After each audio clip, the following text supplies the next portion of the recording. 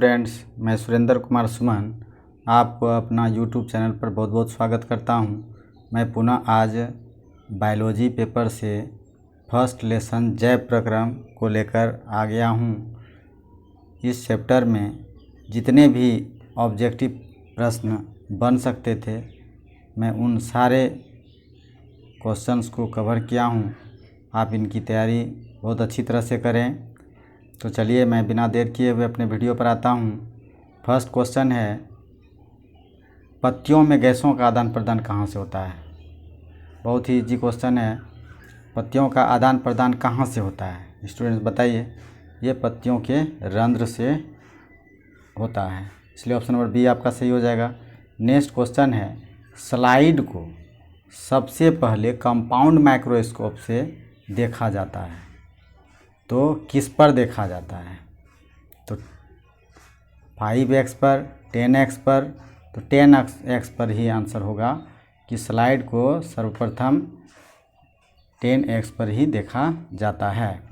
Next question है, रक्त का कौन से अवयव घायल स्थान से रक्त स्राव के मार्ग को रक्त का थक्का बनाकर अवरुद्ध करता है?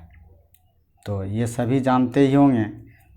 घायल स्थान से रक्त स्राव के मार्ग को रक्त का थक्का बनाकर अवरुद्ध करता है। हालांकि रक्त को थक्का जो बनाता है वो प्लेटलेटस होता है, लेकिन रक्त स्राव के मार्ग को रक्त का थक्का बनाकर अवरुद्ध जो करता है वह लसिका होगा। स्टूडेंट्स, ऑप्शन नंबर डी सही हो जाएगा।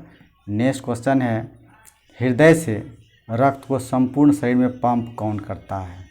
तो संपूर्ण शरीर में पंप तो हृदय ही करता है, लेकिन उसमें जो भाग होता है यह किसके द्वारा किया जाता है? तो ये नीलय के द्वारा किया जाता है। ऑप्शन नंबर बी आपका सही हो जाएगा। पादप में जाइलम उत्तरदायी है। जाइलम जो जल का परिवहन करता है, आपको पता ही होगा। और फ्लोएम जो है वह भोज्य पदार्थ का वहन करता है। जल का वहन जाइलम ऊपर से नीचे से ऊपर की ओर करता है, और भोजन का परिवहन जो है फ्लोएम के द्वारा यह ऊपर नीचे दोनों तरह से होता है। इसलिए इसका ऑप्शन स्टूडेंट जाइलम जो है, जाइलम जल का वहन करता है। नेक्स्ट क्वेश्चन है, निम्नलिखित में किसे ऊर्जा का मुद्रा ऊर्जा के रूप में जाना जाता है? तो मुद्रा ऊर्जा क्या हो जाता है? एटीपी, एडिनोसाइन ट्राइफॉस्फेट, ये ऊर्जा मुद्रा है, इसलिए एटीपी ऑप्शन नंबर बी आपका सही हो जाएगा। नेक्स्ट क्वेश्चन है, आहार नाल का सबसे लंबा भाग क्या होता है? आहार नाल का सबसे लंबा भाग उसकी छोटी आंत होती है, ये जानते होंगे। अमाशय के बाद छोटी आंत की शुरुआत होती है। नेक्स्ट क्वेश्चन है स्टूडेंट्स, स्वपोषी पोषण के लिए क्या आवश्यक है? तो आपको पता होगा, सूरज की प्रकाश, कार्बन डाइऑक्साइड, क्लोरोफिल, यानी ये सभी चीज़ों की आवश्यकता होती है, इसलिए ऑप्शन नंबर डी आपका सही हो जाएगा। ऑक्सिन क्या है? ऑक्सिन तो आप जानते हैं, ये पादप हार्मोन है, ऑप्शन नंबर सी हो जाएगा। नेक्स्ट क्वेश्चन है, द्विखंडन होता है किस में? अमीबा द्विखंडित होकर के, यानी इस तरह से अमीबा क्या होता है? द्विखंडित हो जाता है स्टूडेंट्स, इस तरह से। तो अमीबा द्विखंडित होता है, इसलिए ऑप्शन नंबर ए आपका सही हो जाएगा। नेक्स्ट क्वेश्चन है, इथाइल एल्कोहल कि किस प्रकार के श्वसन में बनता है? इथाइल अल्कोहल का मतलब होता है एथेनॉल से। तो आपको पता ही होगा, ये हवा की अनुपस्थिति में होता है, और ये ईस्ट में होता है स्टूडेंट्स। इथाइल अल्कोहल का निर्माण ईस्ट में होता है, इसलिए ऑप्शन नंबर बी आपका सही हो जाएगा। ऑप्शन नंबर बी आपका सही हो जाएगा। प्रकाश संश्लेषण होता है, प्रकाश संश्लेषण किस में होता है? तो हरे पेड़ पौधों में होता है, इसलिए ऑप्शन नंबर सी आपका सही होगा। नेक्स्ट क्वेश्चन, हरे पौधे क्या कहलाते हैं? तो हरे पौधे उत्पादक कहलाते हैं, और जो सड़ गल करके मिट्टी में मिलता है जैसे कीड़े मकोड़े, वो अपघटक होते हैं। जो उनको खाता है उसको उपभोक्ता कहते हैं। इन सारे चीज़ों का यदि एक लंबी श्रृंखला बन जाती है, इसको आहार श्रृंखला कहते हैं। नेक्स्ट क्वेश्चन है, प्रकाश संश्लेषण क्रिया में ऑक्सीजन बाहर निकलता है, तो ये जो है प्रकाश संश्लेषण क्रिया में जलवाष्प के रूप में बाहर निकलता है स्टूडेंट, इसलिए जल से हो जाएगा। तो ये ऑप्शन नंबर ए आपका सही हो जाएगा। नेक्स्ट क्वेश्चन है, मस्तिष्क उत्तरदायी है बताइए किसके लिए? सोचने के लिए, हृदय स्पंदन के लिए, शरीर का संतुलन बनाए रखने के लिए। तो ये सभी चीज़ हो जाएगा आपका। शरीर का संतुलन बताइए कौन करता है? हृदय स्पंदन मेडुला ऑब्लांगेटा करता है। सोचने के लिए अग्र मस्तिष्क है। ये सारी क्रियाएं जो है मस्तिष्क ही करती है, इसलिए ऑप्शन नंबर डी आपका हो जाएगा। मैग्नीशियम किस में पाया जाता है? मैग्नीशियम स्टूडेंट्स क्लोरोफिल में पाया जाता है, ऑप्शन नंबर ए सही हो जाएगा। नेक्स्ट क्वेश्चन है, वृक्क एक भाग है। तो वृक्क क्या है? उत्सर्जन अंग है ना, इससे उत्सर्जित होता है, इससे मूत्र का उत्सर्जन होता है, तो ऑप्शन नंबर ए आपका सही हो जाएगा। नेक्स्ट क्वेश्चन है, पौधों में श्वसन की क्रिया के अंतर्गत एटीपी टूटने से कितनी ऊर्जा मुक्त होती है? तो 30.5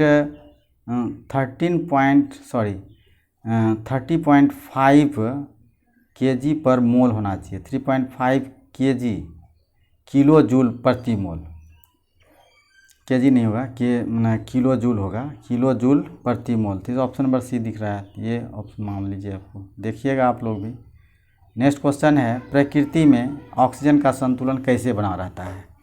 प्रकृति में ऑक्सीजन का संतुलन प्रकाश संश्लेषण के द्वारा बना रहता है, इसलिए पेड़ पौधे जो है इसको संतुलन बनाए रखने में मदद करती है, इसलिए अधिक से अधिक पेड़ पौधे हमें लगाना चाहिए। नेक्स्ट क्वेश्चन है, मानव हृदय में कितने कोष्ठक होते हैं? तो ऑप्शन से आपको पता चल ही गया होगा कि 2 आलिन 2 निलय, ये 4 कोष्ठक होते हैं स्टूडेंट्स, तो ऑप्शन नंबर डी हो जाएगा। अच्छा, मानव हृदय का प्रंकुंचन दाब क्या होता है? प्रंकुंचन एक होता है सिस्टोलिक और डायसिस्टोलिक, तो आपको पूछ रहा है सिस्टोलिक, तो 120 mmHg होगा, ऑप्शन नंबर ए आपका सही हो जाएगा। और शीतलन जो है, शीतलन आपका 80 mmHg होता है। पौधों में वाष्पोत्सर्जन किस भाग में होता है? तो स्टूडेंट्स पत्तियों में होती है, इसलिए ऑप्शन नंबर सी हो जाएगा। नेक्स्ट क्वेश्चन है, यकृत से निम्न में कौन सा रस निकलता है? तो यकृत से पित्तरस निकलती है, पित्तरस, लेकिन पित्तरस जहाँ जमा होता है उसको पित्ताशय कहते हैं, कभी भी भूल से पित्ताशय नहीं लगाना चाहिए, यकृत से ही पित्तरस का स्राव होता है। नेक्स्ट क्वेश्चन है, किसका उपयोग ऊर्जा का उत्पादन के लिए किया जाता है? तो ऊर्जा का उत्पादन हम किसके लिए? तो ग्लूकोज करता है ऊर्जा का उत्पादन। आप श्वसन क्रिया में तो इसका बैलेंस भी किए होंगे स्टूडेंट्स। नेक्स्ट क्वेश्चन है, डायलिसिस मशीन द्वारा रक्त के शुद्धिकरण प्रक्रिया क्या कहलाती है? तो ये डायलिसिस द्वारा हीमोडायलिसिस कहलाती है स्टूडेंट्स, जिसको हम इसमें अपोहन क्रिया भी कह सकते हैं, हिंदी में अपोहन। नेक्स्ट क्वेश्चन है कि सामान्यतः ग्लोमेरुलर फिल्ट्रेट किसमें उपस्थित नहीं होता है? तो स्टूडेंट्स ये निश्चित तौर पर ग्लूकोज में होता है, सोडियम क्लोराइड में होता है, एमिनो एसिड में होता है, यह एल्ब्यूमिन में नहीं होता है, इसलिए ऑप्शन नंबर डी आपका सही हो जाएगा। नेक्स्ट क्वेश्चन है, जीवों के शरीर से उपापचयी क्रियाओं के कारण उत्पन्न अपशिष्ट पदार्थों का निष्कासन कहाँ से होता है? क्या कहलाता है निष्कासन? तो ये स्टूडेंट्स उत्सर्जन क्रिया हो गया। शरीर में उपापचयी क्रिया के दौरान जो जितनी भी अपशिष्ट पदार्थ बनता है उसको ही शरीर से बाहर त्यागना उत्सर्जन क्रिया कहते हैं, यानी उसको हमें उत्सर्जित करना पड़ता है, तो ऑप्शन नंबर बी आपका सही हो जाएगा। नेक्स्ट क्वेश्चन है, वृक्क के भीतरी नतोदर जहाँ से वृक्क धमनी वृक्क में प्रवेश करती है तथा वृक्क शिरा बाहर निकलती है को क्या कहते हैं? तो ये हाइलम कहलाता है। आप उसमें हेनेल चाप भी पढ़े होंगे, लेकिन हेनेल चाप वो नहीं कहलाता है। इसमें लिखा हुआ है क्या? वृक्क धमनी वृक्क में प्रवेश करती है तथा वृक्क शिरा बाहर निकलती है, तो उसको हम हाइलम कहते हैं। नेक्स्ट ऑप्शन नंबर सी आपका सही होगा।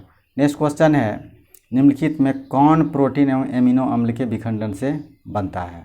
तो स्टूडेंट्स जब आप प्रोटीन और एमिनो अम्ल का विखंडन करते हैं तो उसमें यूरिक एसिड बनता है, यूरिया बनता है, अमोनिया बनता है, यानी ये सभी बनता है। ऑप्शन नंबर डी आपका सही हो जाएगा। यूरिया रक्त में कहाँ से प्रवेश करती है? तो यूरिया रक्त में यकृत से प्रवेश करती है, ऑप्शन नंबर बी आपका सही हो जाएगा। नेक्स्ट क्वेश्चन है, वृक्क किस जैव प्रक्रम का हिस्सा है? वृक्क बताइए, ये उत्सर्जन क्रम का हिस्सा है वृक्क, क्योंकि इससे जो है मूत्र का उत्सर्जन होता है। मूत्र में आप जानते ही हैं क्या क्या होता है, मूत्र का रंग कैसा होता है? पीला होता है, हल्का पीला, यूरोक्रोम के कारण होता है। नेक्स्ट क्वेश्चन है, रेजिन किस पौधों का उत्सर्जी पदार्थ है? रेजिन आपको पता होगा ये चीड़ के पौधे का उत्सर्जी पदार्थ है रेजिन। स्टूडेंट्स, नेक्स्ट क्वेश्चन है, मूल रोम पाए जाते हैं। मूल रोम किस में पाया जाता है? तो जड़ में पाया जाता है मूल रोम, यानी जड़ ही तो मूल, जान लीजिए जड़, तो जड़ आंसर हो गया।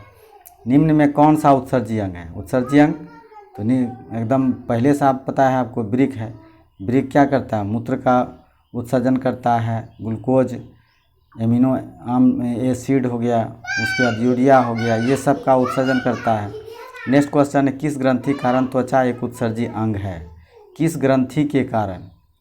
तो स्टूडेंट्स ये हो जाएगा, किस ग्रंथि कारण त्वचा एक उत्सर्जी अंग है? तो स्वेद होगा, दुग्ध होगा, श्लेष्मक होगा। एक ऑप्शन छूटा हुआ है, तो उसका आंसर जो है श्लेष्म होना चाहिए, ऑप्शन नंबर सी। आप भी देखिएगा क्या उत्तर होगा। नेक्स्ट क्वेश्चन है, मनुष्य में कार्बन डाइऑक्साइड का उत्सर्जन किससे होता है? तो स्टूडेंट्स ये फेफड़ा से होता है। आप जानते ही हैं फेफड़ा से हम बाहर त्यागते हैं। नेक्स्ट क्वेश्चन है, कौन सा पदार्थ अमोनिया के साथ मिलकर यूरिया बनाता है? तो अमोनिया के साथ क्या? Carbon monoxide. कार्बन मोनोऑक्साइड के साथ अमोनिया मिलाते हैं तो यूरिया बनता है। तो इसमें अब देखना होगा आपको कि इसमें ऑक्सीजन लिखा हुआ है, तो कार्बन मोनोऑक्साइड, तो ऑक्सीजन इसमें ऑप्शन में है नहीं, इसलिए ऑक्सीजन ही मान लीजिए आप, ऑप्शन सी हो जाएगा। नेक्स्ट क्वेश्चन है, प्रागनलिका का बीजांड की ओर वृद्धि करना किस प्रकार का अनुवर्तन है? प्रागनलिका का बीजांड की ओर वृद्धि करना, तो ये क्या होगा? रासायनिक अनुवर्तन है स्टूडेंट्स, आप पढ़े ही होंगे, रसायन, इसका फिगर भी बनाए होंगे आप। नेक्स्ट क्वेश्चन है, सजीव में निम्न में कौन से प्रक्रम पाए जाते हैं? तो श्वसन भी पाया जाता है, पोषण भी पाया जाता है, जनन भी पाया जाता है, यानी सभी प्रक्रम पाए जाते हैं। इसी क्रिया को तो हम लोग जैव प्रक्रम कहते हैं स्टूडेंट्स। नेक्स्ट क्वेश्चन है, अमीबा अपना भोजन पकड़ता है कैसे? तो कुटपाथ के माध्यम से। वो क्या करते हैं, ऐसे इस तरह से कुटपाथ को बढ़ा लेता है और यहाँ पर भोजन को धीरे धीरे अपने कुटपाथ से उसको अंदर तम लेकर के आके तब उसका अवशोषित उसको कर लेता है। निष्कासन, स्वांगिक अवशोषण, स्वांगीकरण और बहिर्निष्कासन होगा। नेक्स्ट क्वेश्चन है स्टूडेंट्स, मांसाहारी जंतुओं की छोटी आंत की लंबाई शाकाहारी जंतु की तुलना में क्या होती है? तो आपको पता ही होगा, मांसाहारी जंतुओं की आंत की लंबाई बड़ी होती है, इसलिए उसको गरिष्ठ भोजन को पचाना पड़ता है, जबकि शाकाहारी जंतु की जो आंत होती है वह बड़ी होती है और ये मांसाहारी की छोटी होती है, तो इसलिए ऑप्शन नंबर ए हो जाएगा। नेक्स्ट क्वेश्चन है, निम्न में से कौन सा एक अपघटक है? अपघटक जो सड़ गल करके मिट्टी में मिल जाता है, तो ये क्या होगा? बैक्टीरिया होगा स्टूडेंट्स, बैक्टीरिया ज़मीन में सड़ गल के मिल जाता है। नेक्स्ट क्वेश्चन है, मनुष्यों में सांस लेने और छोड़ने की क्रिया को क्या कहा जाता है? तो श्वासोच्छ्वास कहते हैं। आप जानते हैं ना, निःश्वसन और प्रश्वसन, तो दोनों मिलकर के श्वासोच्छ्वास कहलाता है। सांस को लेना और छोड़ना, ये दोनों क्रिया कहलाती है। तो ऑप्शन नंबर बी आपका सही हो जाएगा। हीमोग्लोबिन विहीन प्लाज्मा को क्या कहते हैं? हीमोग्लोबिन विहीन को सीरम कहते हैं स्टूडेंट्स, ऑप्शन नंबर ए सही हो जाएगा। नेक्स्ट क्वेश्चन है, निश्वास द्वारा निकली वायु में क्या रहती है? तो कार्बन डाइऑक्साइड रहती है। सांस जब बाहर छोड़ते हैं तो निश्चित तौर पर इसमें आप जानते ही होंगे CO2 होता है। रक्त में किसकी उपस्थिति के कारण रक्त लाल दिखाई पड़ता है? तो ये हीमोग्लोबिन के कारण रक्त लाल दिखाई पड़ता है स्टूडेंट्स। नेक्स्ट क्वेश्चन, तो मेरा यहीं तक था आज। टोटल मैंने 46 क्वेश्चन करवाया है, इसका मोस्ट इम्पोर्टेंट क्वेश्चन को मैंने सेलेक्ट किया था, इसलिए इसकी तैयारी आप बहुत अच्छी तरह से कर लीजिए। इसी के साथ मैं अपने वीडियो को समाप्त करता हूँ। बहुत बहुत धन्यवाद। मेरे इस चैनल को सब्सक्राइब कर लीजिए स्टूडेंट्स। मैं चैप्टर वाइज वीडियो बना रहा हूँ जो आपकी परीक्षा के लिए काफ़ी उपयोगी साबित होगा। धन्यवाद।